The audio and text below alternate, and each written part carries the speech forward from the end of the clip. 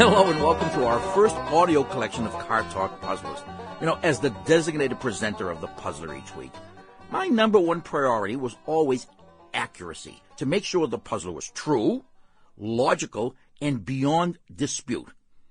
I failed a lot at that, and my brother was always right there to police my work. Bogus! Bogus! Every week I struggled to come up. And what am I met with? Bogus? No, bogus! Thanks, Tommy. Blood is thicker than water. My foot. Anyway, my second priority was to make the puzzler entertaining. And the puzzlers we picked for this collection succeeded on both counts, I think. But if you do find one that's wrong, whatever you do, don't tell me about it. I have a very fragile ego. Anyway, here we go, and I hope you enjoy some of our favorite puzzlers. It's time for the new puzzler. Yeah? Yeah. Here it is. Now, imagine this scene. Yeah. A fellow is driving. Is this going to be an automotive puzzler? Oh, yeah. Yeah. Oh, yeah. You'll see. This guy is driving. It already is. The guy is driving. So, by definition, by the definition. nature of that first sentence. Yeah, you did it. It's an automotive puzzle. Says it all, you might say. Right. He's driving across the desert in Nevada. And he finally decides he's just got. No, he finds himself in desperate need of a haircut. Oh, a haircut. So he takes exit. Is this a common need that people encounter when driving on a long old he's driving along, and all of a sudden, I guess the itch on his collar told him that he needed. Gotta pull over and get a haircut. Jeez, I need a haircut. So I'll never make it to the. Maybe I can pull over here. Come on now, this is important stuff. Oh, this is the puzzler.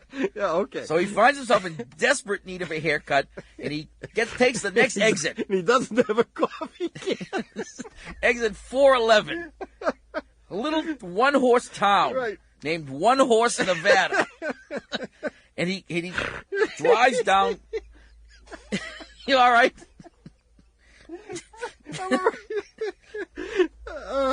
Okay. I'll proceed now. Yeah, I'm okay. One Horse, Nevada. Okay. All right, you got it? I gotta pull. Is the scene set? I mean, can you see this? Okay, I got it now. All right, okay. Here he is. He's in One Horse, Nevada. One Horse, Nevada. And as luck would have it, in One Horse, Nevada, there are two barber shops. Can you believe that? Yeah, can you believe that? So he has to figure out which one to have his hair cut in, right? Yeah, sure. So he goes to barber shop number 1, and he looks in the window, and needless to say, there are no customers in the barber shop because it happens to be almost closing time, and then there's nobody there. No, on the contrary, it was first thing in the morning. It was just first thing in the morning, opening about time. Midday. It was like And the barber shop is kind of messy, you know. In fact, even the barber, who's the only one in the place, is kind of messy, too. I mean, he's unshaven. He's got a lousy shirt on. The place looks lousy. There's hair on the floor. And his haircut is even lousy. So he says, So he says, gee, maybe the other barber shop is at the other end of town. So he moseys along, which is what you do in One Horse, Nevada. Of course, yeah. If you were there. If you take mosey lessons. He moseys on down to barber shop, B. And he looks in the window, and that looks terrific. It's nice and neat and clean. The mirror's nice and shiny. The place looks nice. And even the barber himself looks neat and tidy and well-groomed with a great haircut. Wearing one of those white jackets. Yes, those with the comb and the scissors in the pocket. Yeah. Comb and scissors in the pocket. His name wasn't Mr. Gigi. No, Bruno. Yeah, in fact, the other guy's name was Bruno, too. So there he has it. Barbershop number 1, lousy-looking barber, lousy haircut. Barbershop number 2. B. Barbershop B. Almost blew it there, huh? Barbershop B. Neat place. Well-groomed barber. Nice white shop coat. Yeah. Comb in the pocket. Yeah. Nice haircut. Okay, now wait. I think you have to make. There's a 2-part puzzler. The first part. Oh, this isn't anything to do with the puzzler. You're just telling me about your trip to Wyoming? So it should be 2-part, not 1 part. Don't give it away, in other words. Well, I won't blow it. Yeah, okay, go ahead. So he has to decide which barbershop to frequent here. Yeah. He chooses the... Oh, don't tell him which one. That's part one. I tell him. Part one is which barbershop did he choose, and part B is why. How's that? Which barbershop does he choose, and why does he choose the first guy? If you think you know the answer... Okay, if you need to take an urgent haircut yourself or just want a couple of minutes to work on the puzzler, hit pause now. Otherwise, the answer's coming right up. And the question is... There were two parts to the question. Yes, part one. I remember that. Part one. Which barbershop did the guy choose? Yeah, part B? Why did he choose the dirty one? Yeah, and? Well, the answer is very simple. You figure in one... Well... Tom didn't get it, but in little one-horse Nevada, there are only two barber shops, and it's perfectly logical that one barber must get his hair cut from the other barber. Right. Sure, like if there were two dentists. We could use this puzzler again with dentists. We can use it every week. Two mechanics. Yeah. So the truth is that he must go to the barber who has the lousiest-looking haircut because he only can assume... He got that haircut from the neat guy. Right. Of course. And the guy with the neat-looking shop is a lousy barber. Why is his shop so neat? He has no customers. That's right. But his hair looks neat because he gets his haircuts from the slob. That's right. Do we have a winner? Yes, of course we have a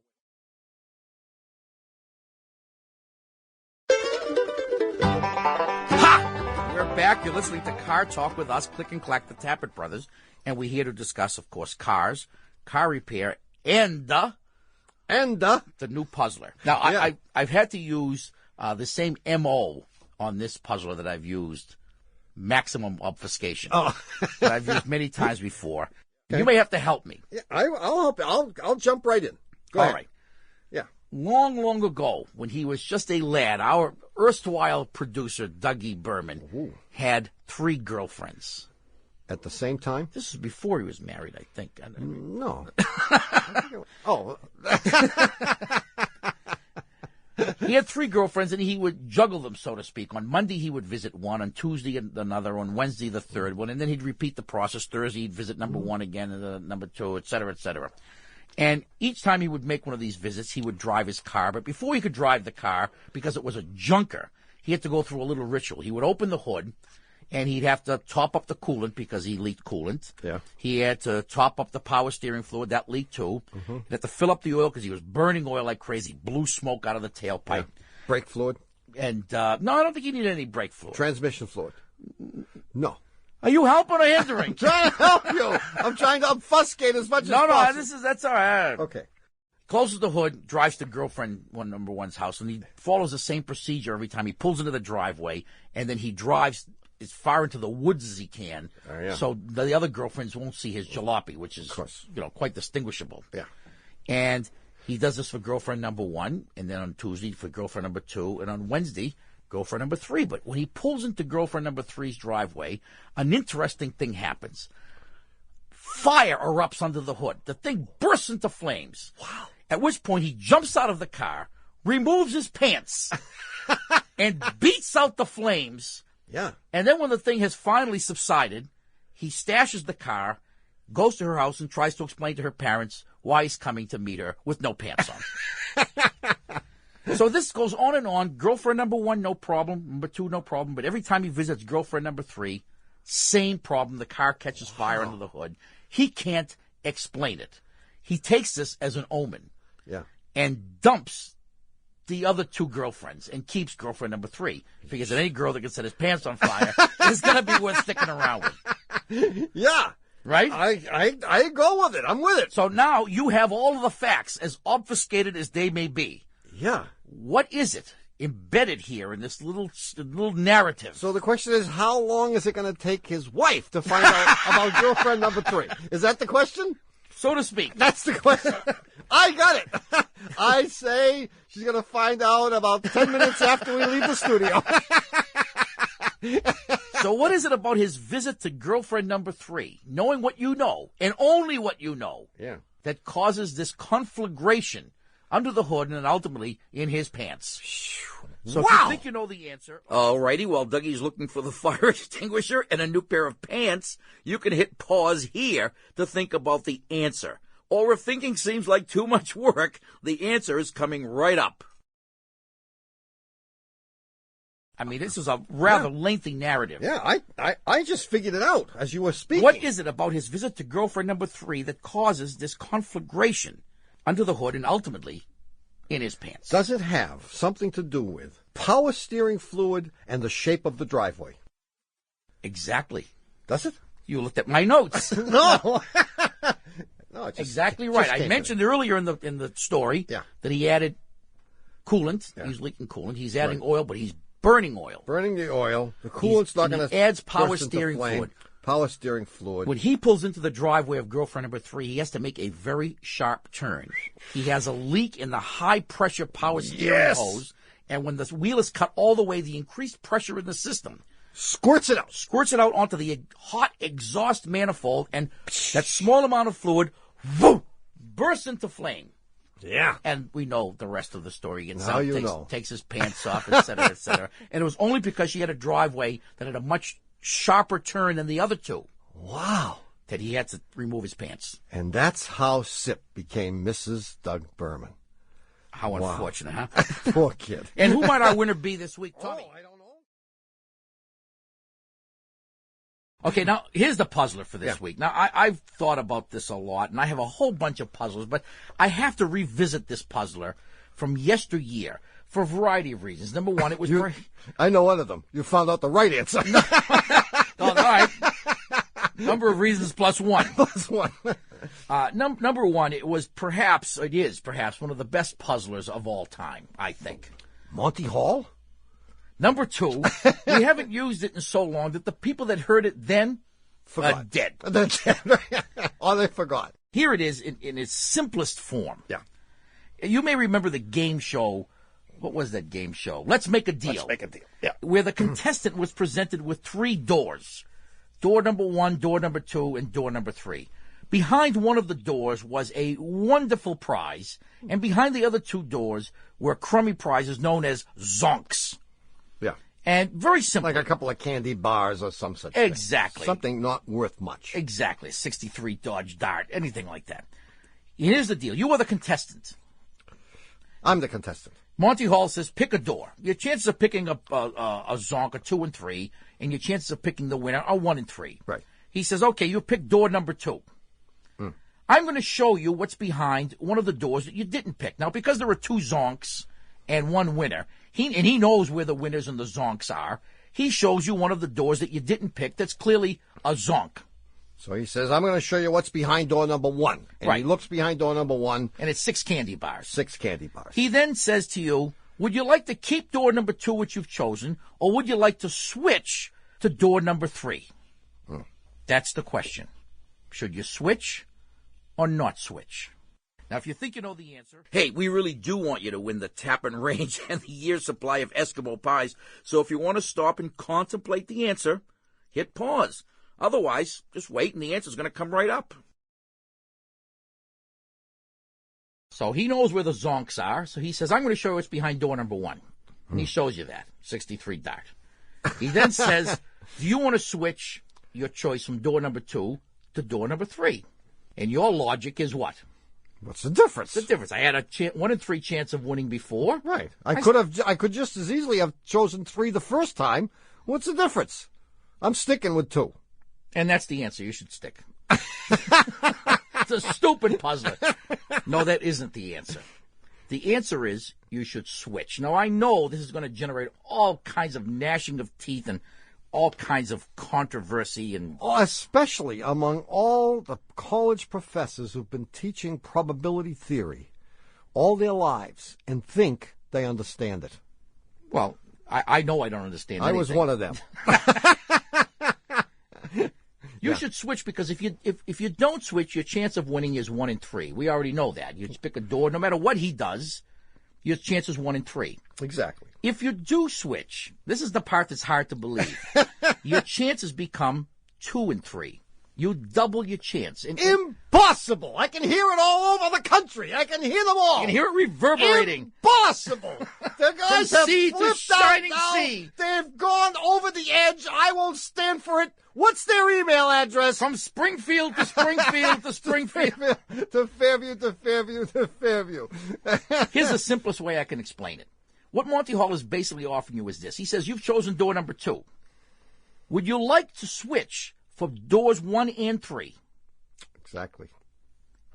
Because he knows where the zonk is, he's obviously going to show you the other zonk, which is door number 1. Mm-hmm. But he can't show you door number 3 because the prize might be there. It might be. And if it is there, he can't show you that. So what he's basically saying is, you pick door number 2.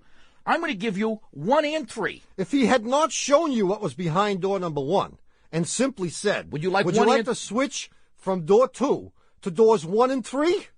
Would you always switch? Of course you would. Right. And if he said to you, if he showed you nothing and asked you if you would switch from door number 2, your answer would be no. But because he has shown you one of the zonks. Now you believe that it doesn't matter. Doesn't matter. Pretty good, huh? Who's our winner this week? Wow. Whew. Tired just thinking about it. It's time for the new puzzler. Oh. And I have a plethora of Puzzlers Automotive at my fingertips. Yeah. So you're going to use a non-automotive one. I am. Well, this was sent to us via email from Adrian, whose gender I don't know, but I assume it's a woman. Adrian. No, well, Adrian could just as easily be a man's name or a woman's name. Hey, the portrait of Adrian Gray. List of Adrian Messenger. Oh, that's who it was. Yeah, that was a guy. Adrian Lowe from something.edu. I'll just read it because I'd be Sure. hard-pressed to improve it, but I may add a little bit here and there. Mostly in the form of obfuscation. The beautiful young princess had a dilemma. She was in love with Igor, the blacksmith's son, and a hunchback. And she wanted to marry him. Reminds me, she was having him for tea one day. Yeah. And she said, Igor, do you take tea? You take sugar in your tea? And he said, yes. She said, 1 hump or two? Is that in there? No, that was...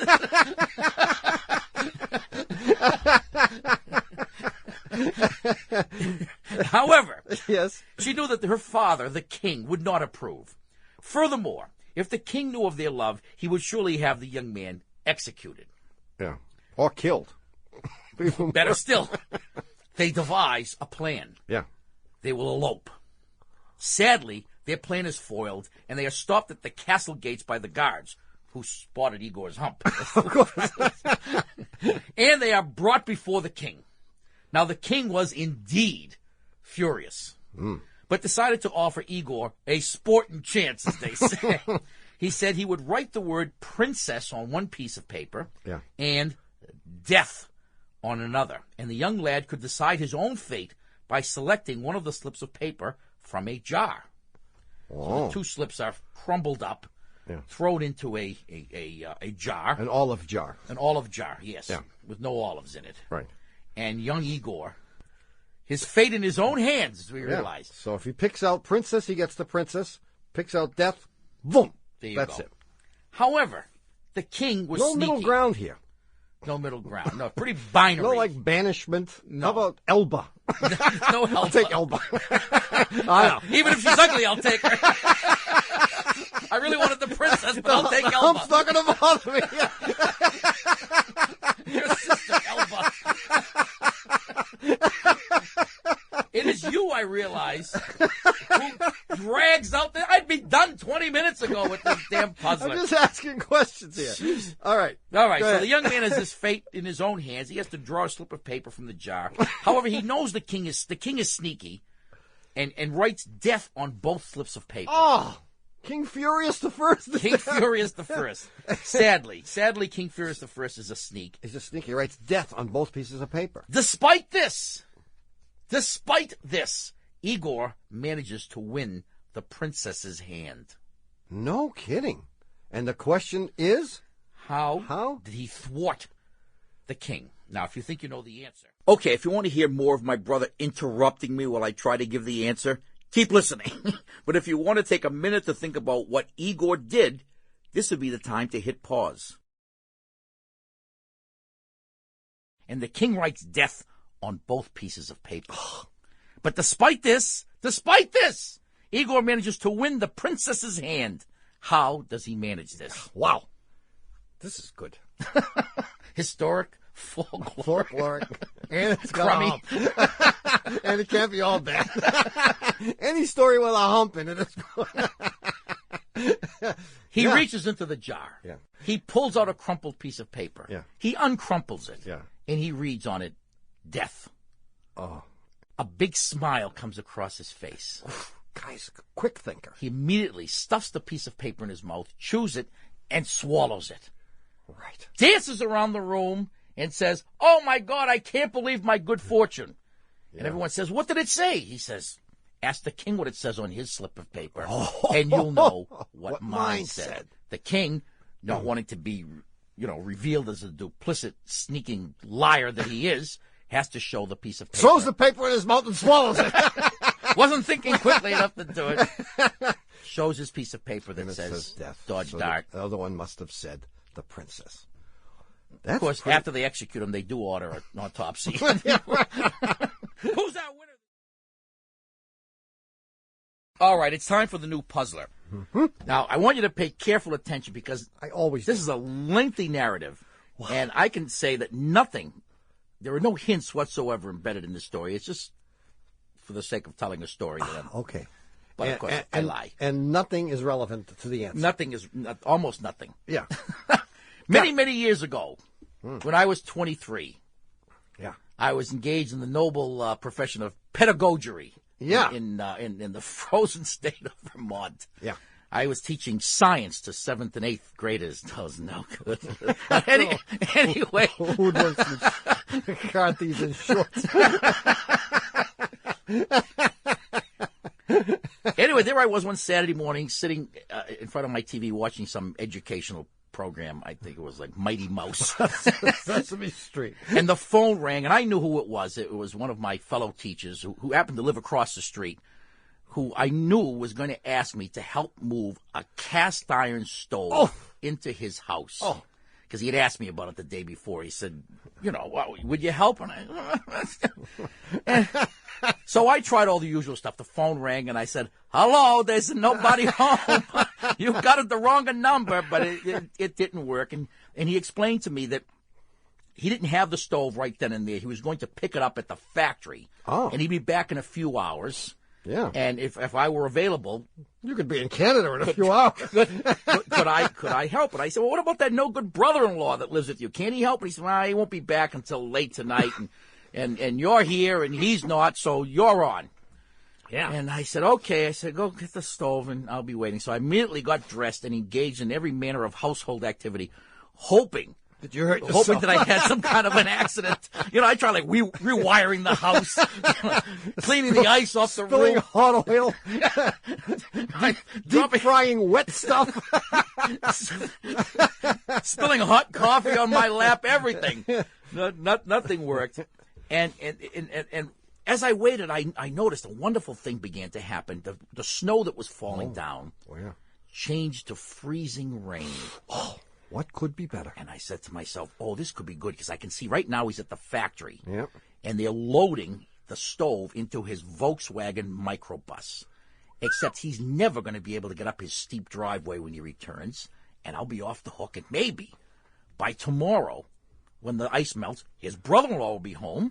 Yeah. And I'll be all set. So sure enough, there I am hiding behind the drapes as he pulls up. And I'm peeking out, and he can't get up the driveway. Oh, what a shame. He's slipping and sliding all over the place. Every time he lets the clutch out, that wheels just spin like crazy, even with the additional weight of that cast iron. So, and I told him, I said, we talked on the phone. I said, I would be honored to actually help you move. I mean, cast iron, one of the best materials known to man. I mean, what better way to solidify a friendship than to have a double hernia simultaneously? Sure, I mean, yeah. In any event, here he is slipping and sliding, and he gets out and throws some sand under the wheel. And I said, "Oh, gee, that's probably going to do it." The sand doesn't help at all. Great. He gets out again, slams the door, opens the engine compartment door. Remember that little door they had in the back? Certainly. He does something which takes about a second or two. Closes the engine compartment door, and the next thing I know, He's climbed his driveway. Oh, no. And he's on the phone saying, "Come over and help me move the stove." The question is, what did he do? That literally took a second that enabled him to get up his driveway under the same conditions that had prevented him from doing this a minute earlier. Now, if you think you know the answer, well, if you have a wood stove to move, or you just want a few minutes to think about the answer, go ahead and hit pause now. Or if you're ready, the answer's up next. The question is, what did he do that literally took a second that enabled him to get up the icy driveway?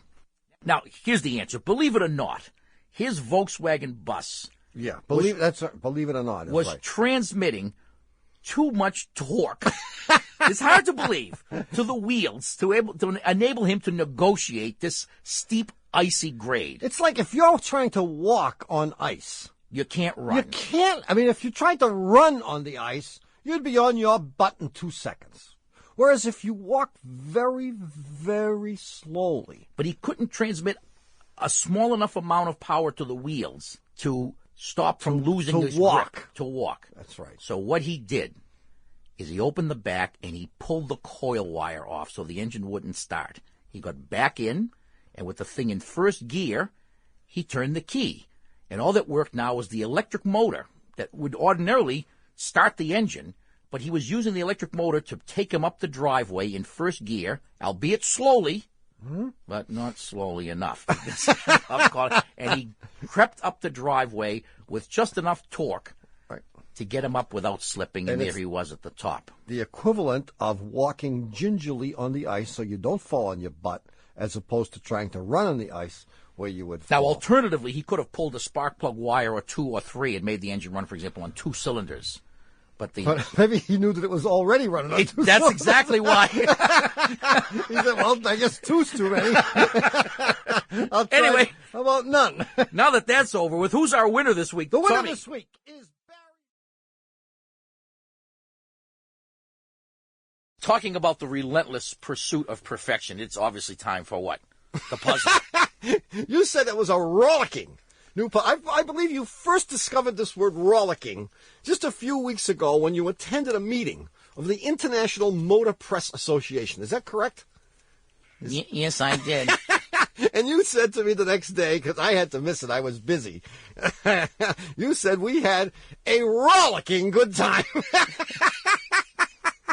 We did, and you missed it. I did, yeah. It's a good word. I like it. All right, here it is, and I'll make it as brief as possible. Impossible, yeah. You ready? You're paying attention. I'm wide awake. Pay careful attention. This is a non-automotive. Would you like it to be automotive? I like automotive, yeah. A night watchman worked for a large automotive company for several years.